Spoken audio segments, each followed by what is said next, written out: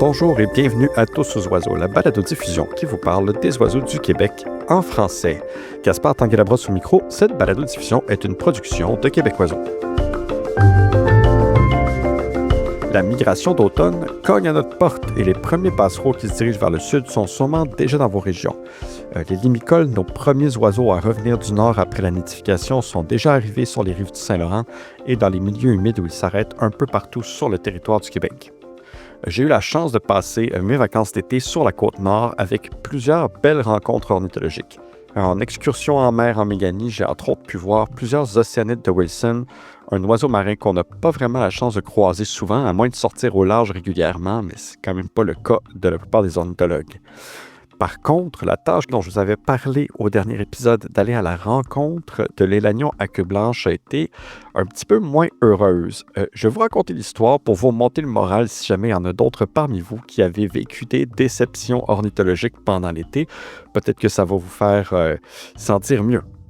Je suis donc parti tôt le matin de Québec où j'étais de passage à la recherche de l'élagnon. Je connaissais exactement le site où on pouvait aller le voir, à Lévis.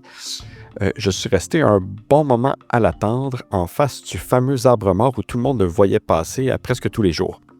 Évidemment, il arrive qu'on ait tout notre temps pour attendre un oiseau, mais vous devinez bien que pendant mes vacances familiales, c'est pas exactement le cas. Alors, dans ce temps-là, moi, je détermine toujours à l'avance combien de temps je peux passer en quelque part. Quand c'est fini, je respecte mon échéance.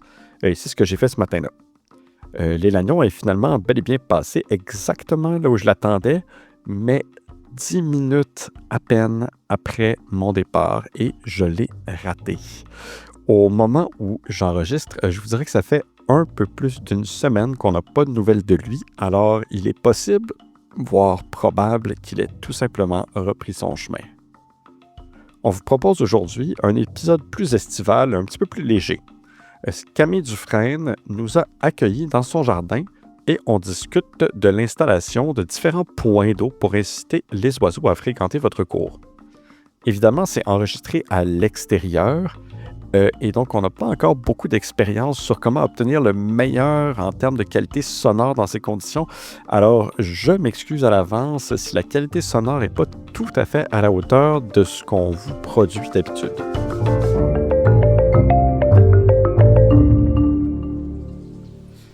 En ce moment, je suis à Lennoxville avec Camille Dufresne qui m'accueille chez elle dans son jardin. Il faut savoir, là, son jardin est aménagé. Est-ce qu'on peut dire qu'il est aménagé à 100% pour les oiseaux? Est-ce qu'il y a d'autres choses que tu fais que juste l'aménager pour les oiseaux? Ou...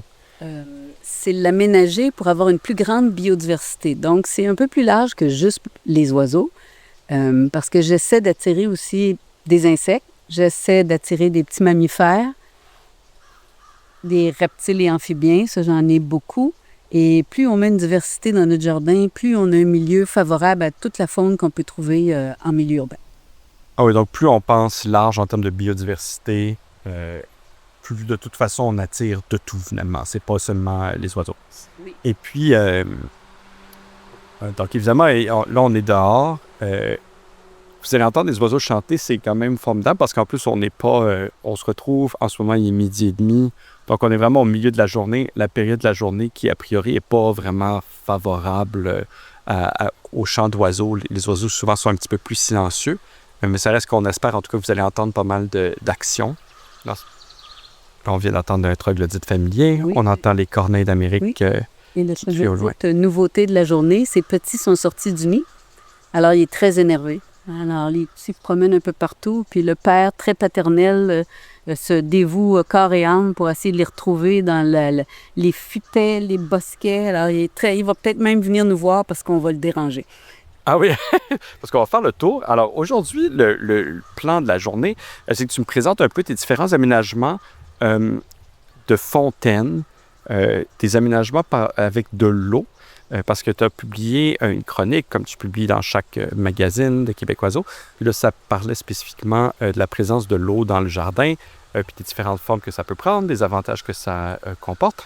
Fait que peut-être nous parler déjà de l'importance de l'eau lorsqu'on planifie un jardin pour la faune. Oui, effectivement, c'est très important dans tout jardin qui veut attirer la faune et spécifiquement les oiseaux, parce qu'on sait que les besoins essentiels des oiseaux, c'est la nourriture, un lieu pour nicher et un lieu pour s'abriter des prédateurs puis des intempéries. Alors, dans la nourriture, ça leur prend aussi de l'eau. La plupart des oiseaux aussi aiment beaucoup se baigner, spécialement quand il fait très chaud, comme on a eu les canicules. Alors, c'est facile, on peut aménager différentes formes de points d'eau dans notre jardin, selon la grandeur du jardin, selon les efforts qu'on veut mettre, selon notre budget, selon aussi nos compétences pour faire de la construction. Alors, ici, dans mon jardin, on pourra circuler un peu. J'ai essayé toutes sortes d'affaires, ça fait 20 ans que je suis ici. Mais ce qui m'a le mieux réussi, c'est toutes sortes de petits points d'eau disséminés dans le jardin que je peux facilement garder propre, changer de place, aménager, surélever, mettre à terre, changer de place au fil de la saison, selon les oiseaux, puis selon mon goût aussi pour les observer. Moi, de mon côté, dans mon jardin, c'est une petite cour à Montréal. J'ai un point d'eau. Donc, je pourrais parler de mon expérience personnelle avec ça, qui est un abreuvoir. Mais donc, on va probablement regarder aussi un peu les tiens. Puis après ça, on pourra peut-être discuter de ma situation, en tout cas dans une petite cour de Montréal. Parce qu'évidemment, ta cour est facilement, je sais pas, je dirais peut-être 6-7 fois plus grande que la mienne. D'accord. Pour un milieu urbain, c'est grand. J'ai 110 par 180. Mais il faut dire que j'aménage à peu près 30 pieds par 50 pieds parce que le terrain est clôturé. Une partie du terrain est clôturée à cause de mon troupeau de chevreuils. J'ai une douzaine de cerfs de Virginie qui ne laissent pas une plante intouchée, pas une. Ils mangent de tout. Alors, j'avais décidé, il y a 20 ans, de clôturer une petite partie que je pourrais aménager à mon goût et que je suis certaine qu'ils ne le détruiraient pas en l'espace d'une nuit. Oui, c'est parce qu'on est vraiment proche, en fait, en arrière de chez toi, c'est la forêt, en fait. Donc là, on est vraiment pas tellement loin de la pleine nature, ce qui n'est pas mon cas à Montréal. Moi, j'habite vraiment dans un milieu strictement urbain, avec des grands parcs urbains, mais pas tellement loin, dont le parc Frédéric-Bach, mais autrement, il n'y a pas de... je ne suis pas vraiment proche d'un milieu naturel comme toi. On entend les chardonnerets jaunes passer. Je pense que vous l'entendez aussi probablement dans l'enregistrement. Alors, quelles sont les espèces d'oiseaux qui vont utiliser l'eau, justement, les points d'eau que tu vas aménager? Bien, je dirais que tous les oiseaux ont accès et ont le goût de venir voir. Ce qui compte, c'est le bruit. Moi, j'aime bien ça, faire barboter l'eau. Alors, on pourra regarder différents petits aménagements que j'ai. J'ai fait le choix de ne pas faire une grosse cascade avec un ruisseau, des rochers, parce que je n'avais pas le terrain pour ça. Et aussi, j'étais un peu paresseuse. J'avais pas vraiment envie de me mettre à nettoyer mon jardin, laver la cascade au printemps, remettre la grosse pompe, puis faire des travaux majeurs. J'ai pas de pente non plus. Souvent, quand les gens ont une pente naturelle, c'est plus facile. Donc, j'ai déjà essayé d'acheter un bassin d'eau prémoulé comme ils vendent pour les oiseaux. Je l'avais enfoui dans le sol, tu mets une petite pompe, tu mets un aménagement autour, c'est très facile. La difficulté que j'ai eue, c'est que ça attirait les ratons laveurs. Il y avait une petite pompe. La nuit, ils venaient prendre leur bain. Alors, ils étaient à 3-4 à jouer dans le bassin d'eau, puis ils sortaient la pompe, puis je dormais, puis ça me réveillait la nuit parce que j'entendais la pompe fonctionner à l'air. Brrr, brrr, brrr, brrr. Fait que là, il fallait que je sorte pour arrêter la pompe pour pas qu'elle brûle. Alors, j'ai arrêté ça, les bassins d'eau. Dans le numéro d'été, tu parles de personnes que tu connais, à qui tu as rendu visite et qui t'ont montré leur installation. Donc, c'est-à-dire que là, on est vraiment, en termes de complexité d'installation, là, on est comme sur l'échelle, on est le plus loin possible. C'est-à-dire qu'ils s'est aménagé peut-être tu peux en parler un peu, là, qu'est-ce qu'ils ont aménagé eux, puis qu'est-ce que ça représente, disons, comme en termes d'efforts, d'argent, de temps, etc. Puis pourquoi... pour dire quels sont les avantages et les inconvénients d'un aménagement comme ça? Oui, ils ont commencé cet aménagement-là quand ils ont acheté la maison, je pense au tout début. L'avantage qu'ils avaient, c'est qu'ils avaient déjà une pente. Alors, c'était facile de concevoir. Puis les gens avaient déjà de l'expérience. On vient d'entendre une paruline noir et blanc. Oui. Et puis, ils ont commencé à planifier, faire venir des voyages de roches, de la terre. Ils ont découvert qu'il y avait une veine d'eau, fait qu'ils ont eu plusieurs problèmes. J'en parle d'ailleurs dans l'article. Mais finalement, le résultat est fantastique. Mais il faut voir la quantité de plantations qu'ils ont faites de fleurs, d'arbres, d'arbustes. ça a été plus qu'un an de travaux pour vraiment mettre ça en place. Le résultat est parfait, mais demande encore aujourd'hui beaucoup de temps chaque printemps pour remettre ça en forme, puis prendre soin des plantes, puis s'assurer que la pompe fonctionne bien, tout ça. Mais puis ça occupe tout leur terrain, là, principalement. Et puis, est-ce que tu as eu l'occasion de voir quels oiseaux ça attirait? Comment est-ce que ça fonctionne, finalement, cet aménagement-là? Oui, quand on est allé, enfin, les photos qu'il nous a offertes aussi, Walter, c'est Walter et Dominique, des amis de mon club. Il y avait même un moqueur roux qui se promène là chaque année. Les petits oiseaux aiment ça, les bruins familiers, les bruins chanteurs, les bruins à gorge blanche, mésanges, citelles. Eux, ils vont tous se baigner et tous chercher des petits points d'eau pour se rafraîchir. Ici, dans ma cour, celui qui est le plus assidu, c'est le merle d'Amérique. Alors, je le vois faire des ablutions à tous les matins dans un petit bassin d'eau qui est en arrière de moi, que je peux décrire. Éventuellement, on va se lever, on va faire le tour un peu de ce que tu as installé. Mais oui, donc, peut-être pour continuer, donc, juste vérifier, donc, tu dis donc même ces aménagements-là qui coûtent quand même assez cher, qui sont très compliqués à installer, finalement, on ne peut pas penser qu'une fois que c'est fait, c'est fini, on n'a pas besoin de s'en occuper. Il faut quand même continuer à travailler sur ce gros aménagement-là avec de l'eau. Oui, n'importe quel aménagement paysager qu'on fait, on a toujours besoin d'y travailler régulièrement. Les jardiniers qui nous écoutent vont le savoir. Mais en plus, le bassin d'eau, c'est que souvent, ça se draine, la terre change de place, les roches se compactent. Donc, il faut vraiment être attentif puis replacer nos choses. Donc, il faut avoir des connaissances puis des compétences vraiment en construction avec des roches puis des pierres, des briques, tout ça. Alors, il faut être attentif puis il faut vraiment aimer ça puis aimer forcer, travailler physiquement aussi. Ah, on viendrait entendre le troglodyte familier, justement. OK. Alors, peut-être, justement, tu pourrais nous montrer les différents aménagements que tu as dans ta cour. On va se lever. On était assis pour l'instant. Oui, c'est ça. Le premier à droite, ici, je vais te le décrire. C'est tout simplement une grande assiette décorative sur pied. Et j'avais acheté, il y a quelques années, les premiers petites fontaines solaires. C'est que la fontaine est dans le milieu. C'est tout petit. Mon Dieu, ça tient dans ma main. On la place dans le milieu du petit bassin d'eau. Il y a un grand fil et le fil rejoint le petit panneau solaire. Donc, ça permet... Oui, il faut faire attention au fil par terre, par contre. Ce qui est intéressant, c'est qu'on peut mettre le bassin d'eau à l'ombre, mais le panneau solaire fonctionne au soleil. Fait que même si il fait très soleil, l'eau reste fraîche, mais elle continue de barboter quand même. Parce que le bassin est à l'ombre. OK, donc le bassin est à l'ombre. Le panneau solaire, finalement, il alimente la pompe en question. Là. Oui. Puis ça, cette assiette-là, ça a l'air, parce que là, je peux la décrire, c'est comme une espèce d'assiette avec des fleurs, etc. Donc, c'est même pas, ça n'a pas été acheté comme un abreuvoir à oiseaux. Là. Oui, les gens le vendent, les magasins les vendent comme ça, mais c'est plutôt décoratif. Oui, OK. Le merle d'Amérique est toujours dedans. Ah, c'est ça. Donc, c'est ce bassin-là dans lequel tu dis que le merle aime venir là, tous les matins pour se baigner. Puis donc, tu as disposé des pierres comme au milieu. Oui, c'est ça. Parce que les pierres, au fond, il ne faut pas qu'il y ait plus que 3 cm d'eau dans un bassin d'oiseau si on veut que l'oiseau vienne boire et faire sa toilette. Parce que les oiseaux chanteurs, ça nage pas. Ça marche dans l'eau. Alors, il ne faut pas que ça soit profond. Donc, on place des pierres un peu partout. Fait que ça, c'est parfait. Puis, ça permet aussi à l'oiseau d'avoir un regard tout le tour aussi. Tu remarqueras que le bassin est à l'ombre, c'est un mélèze. L'arrière de ma clôture, c'est des mélèzes.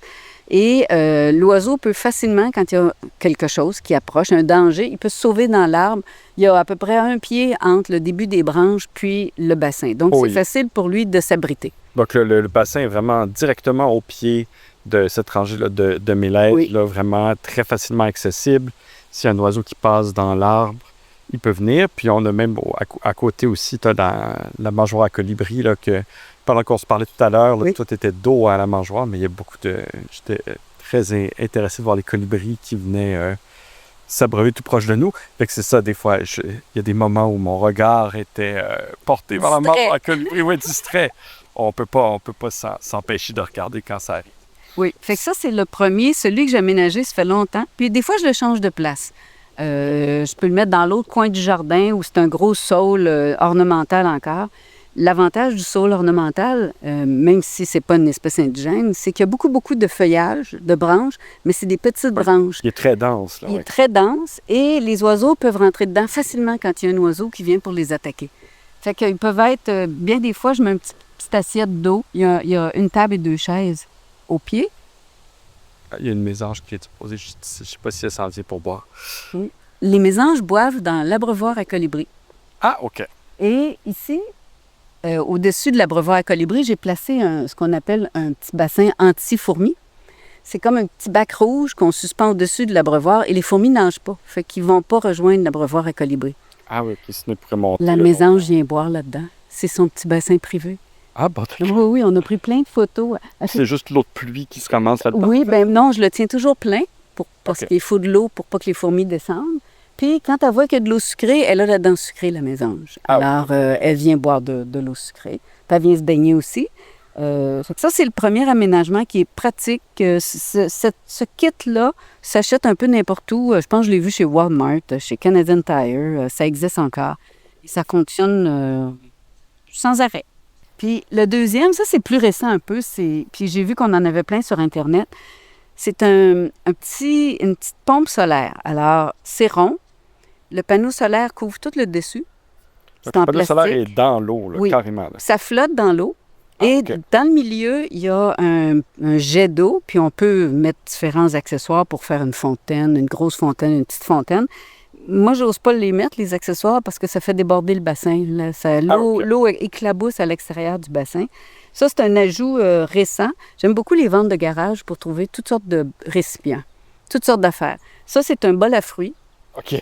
Je trouvais que la forme était intéressante. Oui, puis je voulais... C'est vasé plus profond. Alors, j'ai mis ma collection de roches dans le fond et la petite pompe solaire qui est flottante est en plein milieu. Alors, les oiseaux peuvent venir autour. Et aussi, ce que j'ai remarqué, c'est que ça attire des insectes. Et les oiseaux qui mangent des insectes viennent manger les petites larves qui sont sur les roches, puis sur les... Fait que ça, c'est un bel équilibre quand on met plein de roches dans un bassin d'eau. Et lui, je le change de place des fois. Une chose, par contre, que je fais toujours maintenant, c'est que mes bassins d'eau, peu importe lequel, sont toujours surélevés. J'ai des chats autour. Okay, donc fait que j'aime pas tellement avoir des bassins d'eau au sol. Je trouve que les oiseaux, me semble, sont plus vulnérables. Celui-là est à peu près 1 pied du sol. L'autre dont on a parlé précédemment, il y a à peu près 3 pieds sur 3 pieds de haut. Ça ressemble plus, admettons, moi, ce que j'ai chez moi, là, il est un petit peu plus haut, ça ressemble à ça en termes de hauteur. Puis ça fonctionne très bien, mais c'est ça, je suis plus à l'aise de pas mettre ça au sol. C'est beau au sol parce que ça s'intègre à l'aménagement avec des fleurs, mais je fatigue quand je vois tous les chats qu'il y a dans le quartier. La pandémie a amené beaucoup d'animaux chez mes voisins. Plusieurs ont 2 chiens, 2 chats, 3 chats.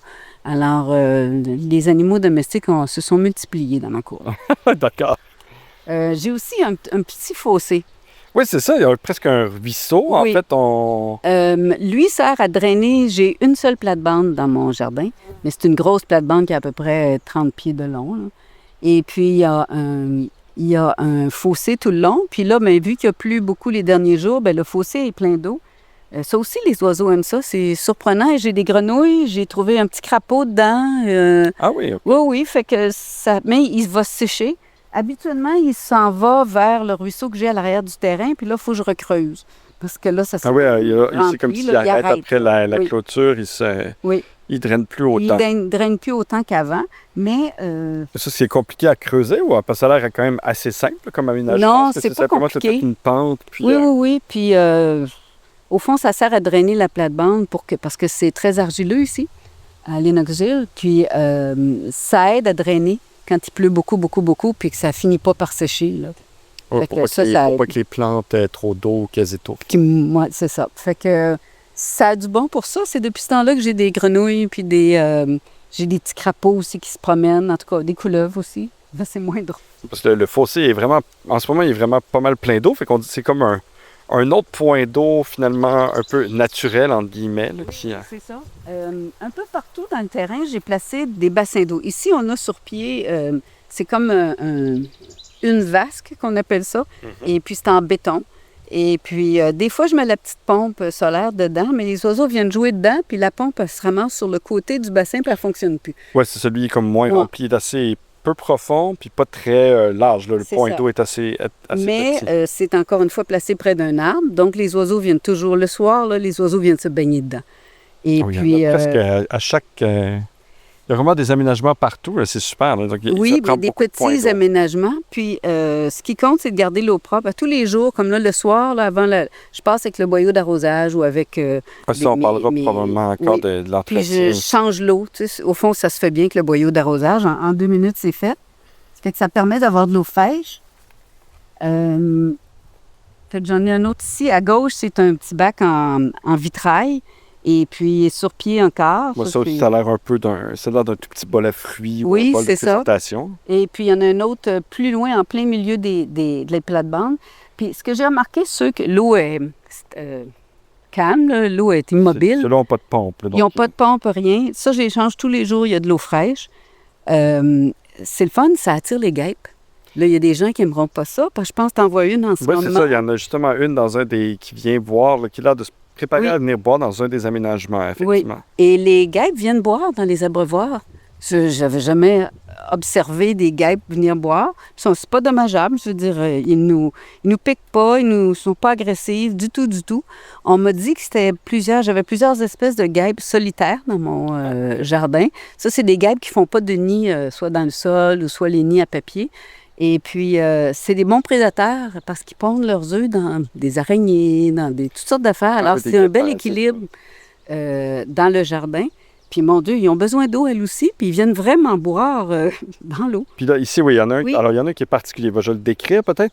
Donc, on dirait une espèce de bouteille suspendue. Ça fait penser un peu à un abreuvoir à colibri, mais beaucoup plus gros. Oui. Avec 4 petits bassins accrochés. Ça, j'avoue, je pense pas avoir jamais vu ça. C'est intéressant, mais tu vas rire de moi. Mais si je te l'écris, au fond, c'est une boule en plastique qui est comme un abreuvoir à colibri. Donc, c'est le réservoir pour l'eau. Puis, en bas, ce qui se visse après ce réservoir-là, c'est 4 petits plateaux, mais c'est vissé, c'est tout ensemble. OK, donc Et quand on le vire, ensemble. Oui, ça se dévisse pour le remplir. Puis, quand tu le remets à l'endroit, le réservoir se déverse dans 4 petits bassins d'eau jusqu'à temps qu'il soit plein. OK. Mais je m'amuse avec ça, je vais oser le dire. Quand il fait très chaud, comme les canicules qu'on a eues la semaine passée, je le remplis à moitié d'eau, à moitié de glace. Ah oui, OK. Donc là, Fait que là, j'ai des amis qui ont dit, bon, mais tu leur fournis de la limonade, tu sais, tu leur fournis un petit drink glacé, mais ça prend du temps avant que ça fonde, puis l'eau reste fraîche un bon bout de temps. C'est les mésanges qui aiment ça. Ah, OK. Ah, ça, les mésanges vont boire ça, là, c'est tout le temps. Par contre, s'ils vendent, ça se vide. Oui, ben oui, parce qu'il bat, il est suspendu à un crochet. Un crochet. Là, oui, donc là, effectivement, même là, c'est pas très venteux. Peut-être vous l'entendez dans l'enregistrement. Oui. Il y a une petite brise. Là. Des fois, il y a des petites bourrasques de vent, mais on le voit quand même qu'il se balance un tout petit peu. Là. Donc, on voit qu'il est... Puis il dégoûte un petit peu. Oui, ça, faut le mettre au-dessus de plantes, ça les dérange. Oui. Puis au fond, de l'eau qui dégoûte, ça attire les oiseaux aussi. Hein? L'eau qui bouge. L'autre que j'ai, qu'on entend, ah oui, on va s'approcher puis je vais le faire. C'était pas prime abord pour les oiseaux parce que j'ai eu le coup de foudre. C'est un artiste qui faisait des fontaines... Oui, c'est comme en céramique. En céramique. Alors, c'est un grand bassin, puis il est un peu trop profond. Il doit avoir à peu près, comment on dirait, en centimètres, à peu près 4 pouces. Comme un genre de 15 cm de profondeur, peut-être. Ouais. Alors, lui, il y a plusieurs roches dedans, puis il y a un visage qui crache de l'eau par la bouche. Oui. C'est quand même ornemental. Oui, c'est ça. Et je l'ai acheté pour le bruit, parce que je voulais voir si les oiseaux seraient plus attirés parce que le bruit est plus fort. Mais... Donc, comme d'être conscient qu'il y a une source d'eau, parce que c'est vrai qu'il est plus bruyant. Attends, on va vous le faire écouter.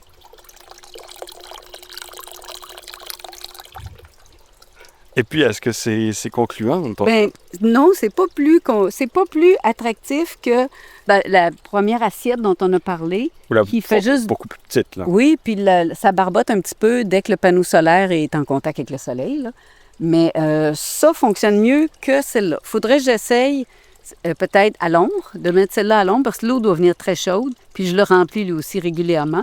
Mais ils voulaient être décoratifs, puis aussi un test pour savoir si c'était vraiment juste le bruit qui attirait les oiseaux. Là aussi, étant quand même un petit peu plus loin, c'est-à-dire que là, on est plus proche de la maison, peut-être qu'il est comme plus loin des des spots où les oiseaux se tiennent, les grands arbres, je sais pas. Oui, il n'y a pas de grands arbres autour, tu as bien raison, mais il est sur le coin de ma plate-bande à insectes, à pollinisateurs et à colibris.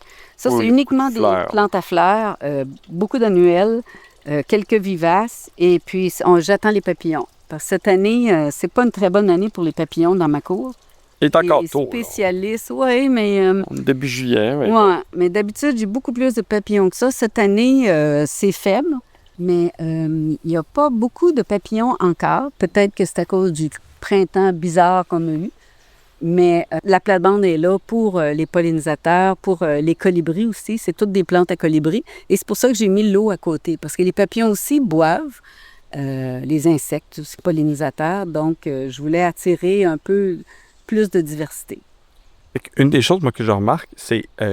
moi, ce que j'ai chez moi, j'ai acheté un abreuvoir, donc qui était vraiment vendu pour ça. Donc, je me suis procuré avec le pied, une espèce de grand plateau qui n'est pas trop profond, qui est vraiment de la bonne hauteur. Puis moi, ce que je vois, c'est a priori, tu n'as pas nécessairement opté pour des abreuvoirs comme spécialisés. Je ne sais pas s'il y en a là-dedans qui sont vraiment conçus pour les oiseaux, parce que souvent, tu as l'air d'avoir trouvé juste des beaux sous-plats, des plats qui te plaisent, des grands bols, puis de l'avoir aménagé un peu comme toi, tu voulais. Bien, comment est fait le tien? Est-ce que c'est une grande assiette? C'est plutôt une assiette, oui, qu'un bol. Donc, le fond n'est pas très profond. Comme celle qui a la première que je t'ai montrée. Peut-être, oui. OK. Mais celle-là, c'est conçu pour les oiseaux, là. Ben, écoute, dans le catalogue où je l'ai pris, il disait conçu pour les oiseaux, mais au fond, toute grande assiette, pas trop profonde, je pense que ça fait l'affaire. Les oiseaux boivent dans les flaques d'eau dans la cour. Dans l'article de Québec Oiseaux, justement, j'en parle. J'ai un ami qui a toujours une flaque d'eau dans sa cour, qui m'a envoyé une photo d'un brun chanteur dont c'est la place. Dès qu'il y a de l'eau dans son creux, dans son entrée de cour, ben l'oiseau va se baigner là-dedans. Il n'y a rien là-dedans, là. C'est de l'eau croupie. C'est ça. Alors, l'oiseau a adopté cet endroit-là. Fait qu'il ne place plus son auto là, puis il laisse l'espèce de petit étang au bruant. Et puis, en termes d'entretien, donc là, lorsqu'on a tout ça, tu préconisais, tu en as parlé un petit peu, tu en as glissé un mot, de changer l'eau à tous les jours. Pourquoi? Qu'est-ce que ça... Oui, même quelques-uns des bassins, il n'y a pas de l'eau qui bouge. Donc, c'est de l'eau stagnante. Donc, je remets de l'eau fraîche tous les jours en passant, en arrosant les plantes le soir avec le boyau d'arrosage ou avec les bidons d'eau. Et je renouvelle l'eau régulièrement. Puis, à peu près une fois par semaine, je les prends un après l'autre, puis je les frotte avec une brosse.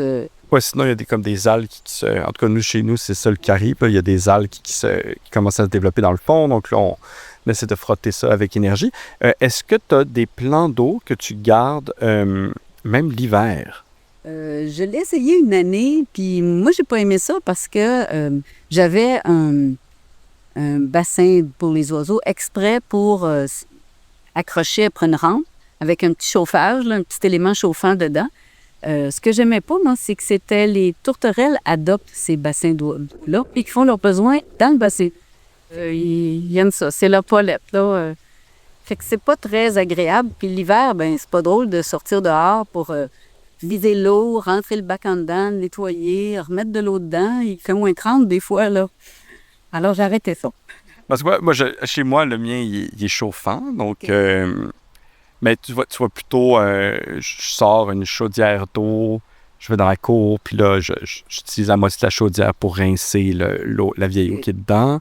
Puis je frotte avec de la neige, là, souvent, le fond pour enlever les saletés. Parce que oui, les oiseaux se baignent, puis à un moment donné, il y a des plumes, ça devient un peu dégueulasse. Puis moi, c'est encore bien pire que toi. Alors toi, t'es à Lennoxville, t'as beaucoup de chance parce que t'as les tourterelles qui se baignent dedans. Moi, j'ai un oiseau de la même famille, mais je suis à Montréal. Alors, je vous laisse deviner. Pas des pigeons dans ton bain d'oiseaux. À ma mangeoire, en général, j'ai à peu près une douzaine de pigeons qui passent l'hiver à côté de la maison. Heureusement, c'est pas les seuls oiseaux que j'ai chez moi, parce que sinon, peut-être que ça me motiverait un petit peu moins. Mais oui, malheureusement, moi, chez moi, c'est les pigeons. Les voisins n'ont pas fait de commentaires jusqu'à maintenant? J'ai des très bons voisins. Ils sont très... non, ça se passe bien. OK. Ils sont pas mécontents. Mais on a toutes sortes d'arrangements là, pour éviter justement qu'il y ait des conflits, là, entre autres, pendant l'été, si je nourris, là, en ce moment, je suis pas à la maison, donc je ne les nourris pas. Mais si je nourris l'été, je prends du tournesol sans écale, là, parce qu'à un moment donné, le tournesol noir, avec l'écale, ça fait de la saleté, c'est épouvantable. Puis les oiseaux, évidemment, ils prennent dans ma mangeoire, mais ils vont les manger à côté. Donc là, le deal, c'est comme au printemps, une fois qu'ils ont fait leur ménage de leur cour, qu'ils ont enlevé les écales de tournesol noir, ben là, genre, je mets puis tournesol noir. Ils sont chanceux, tes oiseaux, d'avoir des graines déjà écaillées. Dis-le pas trop fort parce que mes oiseaux vont être jaloux. Oui, ben ça, c'est seulement l'été, là. Ça, l'hiver, il faut qu'ils travaillent. Parce que la seule mangeoire que j'ai l'été, c'est celle que tu vois au fond, oui. Qui est une mangeoire avec un réservoir. Mm-hmm. Et dessous, j'ai une amie qui m'a fait un ramasse-graines. Oui, je l'ai vu. Théoriquement, j'ai pratiquement pas de graines au sol. J'en ai juste quand le pic chevelu vient et lui, il décide de faire du ménage. Là, il jette tout à terre. Mais à part de ça, ça reste pas mal dans le treillis que je nettoie une fois de temps en temps. Je le vide dans une chaudière. Et vu que les graines tombent pas au sol, les petites miettes de graines, c'est les bourrins qui viennent les manger. Eux, ils écailleront pas une grosse graine noire pour manger ce qu'il y a dedans, manger l'amande. Alors, ils mangent tous les petits restes. Mais si j'avais des pigeons, je pourrais pas avoir ça. Parce que les pigeons adorent se percher dans un ramasse-graines, même les tourterelles, et ils font du grabuse, ils jettent tout à terre, ils font des crottes là-dedans. C'est comme ça à la maison, mais moi, j'ai une mangeoire anti-écureuil qui fonctionne aussi. Les pigeons viennent pas dedans. C'est la verte là, de la compagnie Squirrel Buster. Oui. Oh oui, j'ai 2 Squirrel Buster. Oui. J'en ai une pour les arachides, puis j'en ai une pour le tournesol noir. Oui, c'est les meilleurs. Oui, c'est ça. Chez moi, je suis rendu sur tes bons conseils qu'on peut entendre dans un autre épisode de la balado. Moi, je suis rendu, je pense, avec 6 ou 7 mangeoires à la maison. Okay. Écoute, Camille, merci beaucoup de nous avoir accueillis dans ta cour. J'espère, en tout cas, que vous allez pouvoir entendre les oiseaux qui chantent en arrière de nous, puis que ça vous donne des idées. Donc là, on a vu, là, il y a vraiment beaucoup d'aménagements différents dans la cour avec plein de plans d'eau à différentes hauteurs, de différentes tailles, de différentes profondeurs. Donc, tu sais, vraiment, là, limitez-vous pas. Pensez aux oiseaux, puis c'est toujours comme ça, finalement, qu'on obtient la plus grande diversité. Donc, j'imagine aussi en multipliant l'offre d'abreuvoirs, de nourriture dans différents endroits de la cour. Oui, puis si nos auditeurs veulent un petit projet pour l'été, même dans les derniers numéros de Québec Oiseau, là, depuis 2023, j'ai parlé beaucoup de biodiversité. Et on a remarqué que les oiseaux préfèrent, et les insectes aussi, on parle beaucoup d'insectes qui nourrissent les oiseaux, préfèrent les plantes indigènes. Alors, ce qui est le fun comme petit projet, c'est faites le tour de votre jardin, puis identifiez les plantes que vous avez pour voir si vous en avez des plantes indigènes, puis essayez de remplacer quelques plantes ornementales par des plantes indigènes. Puis observez le succès que vous allez avoir auprès des oiseaux et auprès des papillons, des insectes. Vous allez voir une différence remarquable quand vous installez, vous aménagez des plantes indigènes. Alors, ça pourrait être un beau petit projet d'été. Écoute, merci beaucoup Camille, puis à la prochaine. Ça me fait plaisir. Et voilà, c'est tout pour ce mois-ci. Du 15 au 21 septembre prochain se tiendra le Festival des oiseaux migrateurs de la Côte-Nord organisé par l'Observatoire d'oiseaux de Tadoussac. C'est malheureusement la première fois en 4 ans que je ne peux pas m'y rendre et laissez-moi vous dire que ça va vraiment me manquer en 2025. Il y a très peu d'endroits et de moments au Québec où la migration réunit des oiseaux aussi nombreux et diversifiés. Des limicoles, des rapaces, des passereaux, des oiseaux marins. Les activités proposées pendant le festival vous permettent de voir des oiseaux vraiment de toutes les sortes pour notre plus grand plaisir.